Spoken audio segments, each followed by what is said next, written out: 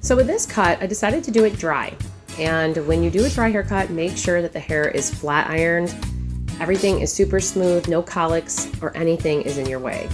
I really wanted to just take weight out and not give her any layers that were shorter, really to balance the cut and give her more blending. So I'm going through with my shears and my comb and just going in with a deep point cutting technique until I feel pretty confident that the weight is taken out, and really to help her collapse the shape. Her hair is pretty curly, so she needs lots of compression in her haircuts. I also, when I'm doing those straight lines on dry hair, you have to make sure that you have very sharp quality shears. Now I'm just going in with my slicer shears and I'm just taking out weight a little bit deeper, just past the bend of the hair, because that's really where her bulk ends up always being. Once I feel confident that the weight and everything is evenly distributed, I'm just going back through with the flat iron and ensuring that I don't see any lines, and voila, great little haircut.